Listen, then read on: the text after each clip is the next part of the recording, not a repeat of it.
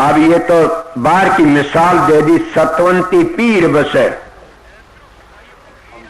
अंतर पीव का ध्यान। हमारे गांव में लड़की ब्याही हुई थी, उसका वह मरण लागी, उसका पति जनाने में जाके सुपने में दिखी कि सवेरे आज ही मैंने दाग जुआदी में चौड़ा छोड़ती है। उसके पति में ध्यान था उसका।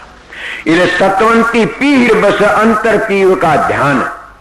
कहती तो लज्जा कर ऐसा आत्मज्ञान कि गुरु की शरण में जाने थे। ये होता है कि उस शब्द का इतना ज्ञान रहना चाहिए जब कि औरत अपने पति का ख्याल रखती है, अपने पति ने कभी भूलती नहीं न। इस तरह अपने सतगुरु का ख्याल रखो। किस तरह ख्याल? रूप का ख्याल करो, ध्यान बनेगा, ध्यान बने शब्द खुल जाएगा। इसीलिए उसका ध्यान करना बुरी बात नहीं, ध्यान करने शब्द खुल जाएगा। अगर तुम ध्यान नहीं करोगे, प्रकाश नहीं आया, रूप नहीं बना, तो शब्द भी नहीं खुलेगा न, शांति नहीं मिलेगी कभी भी। तो ऐसा आत्मज्ञान कंधी तो लज्जा करे, ऐसा आत्मज्ञान कि एक लड़की अपने पीर चली जाती, ससुराल चली जाती है और आगे कली आ भी जाएगी और वह उल्टी आके अपने घर ही बतलाती है। तो जो ब्याही शादी वाली लड़की हो तो पहचान जाती है, तो बतलाती है, वो मानती है। जब कुंवारियों तो मिलती वह क्या कहती है? ब्याही तो ब्याही मिली सैन में सैन, और ब्याही तो कुंवारी मिली तो फीके पड़ गए नैन।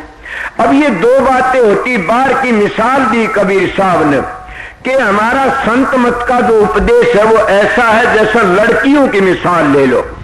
जब लड़की अपनी ससुराल चली जाती है, अपने पति का प्यार देखते आन के और बताती, कुंवारी लड़की तो वह नहीं मानती न। क्यों? उसका प्यार तो अपने भाइयों तो माँ बाप तो घर में बना पड़ा से। जब वह ब्याह उड़ी तो बतलाती है, कहती हाँ बहन ऐसा ही है। ये तो बाहर की मिसाल। फिर दूसरी मिसाल ये है, एक गुरमुख है एक मनमुख है। तो गुरमुख की सूरत तो ब्याही हुई से और मनमुख की सूरत कुंवारी से, उन्हें गुरु का बेरा ही नहीं। जब वो गुरमुख अभ्यास करके अंतर की बातें बताता है और मनमुख पागल हो रही है, घंटे संग तो मंदिरों में बातें अंतर में ही बात जाकर कभी उनके किस तरह सैन मिलेगी बताइए।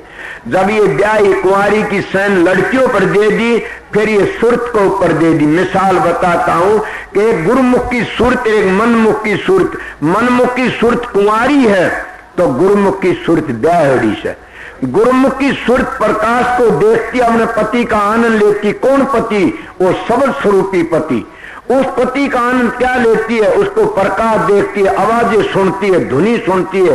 वो ऐसी मौनी आवाज सुनती है और बैठ जाती है, जरा ताना नहीं पसंद करती, इतनी पागल हो जाती है।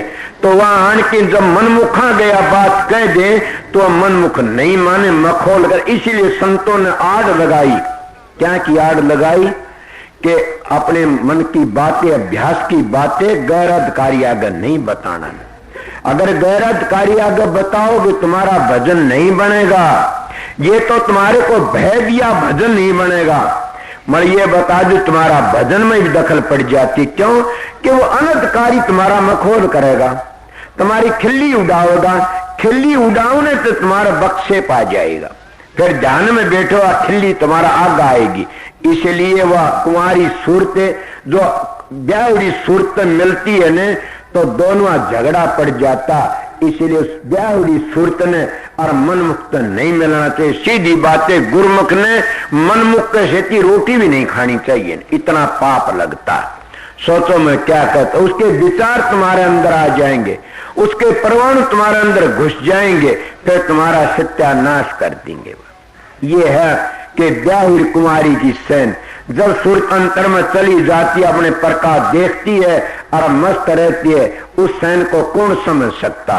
प्रेमिया इस तरह ये बातें कबीर साहब की थी, मगर बातें पहलड़ी में खुल गई घनखरी। ये तो जो जागी सूरत सने सने अपने घर, तो उस प्रकाश को देखती चली जागी।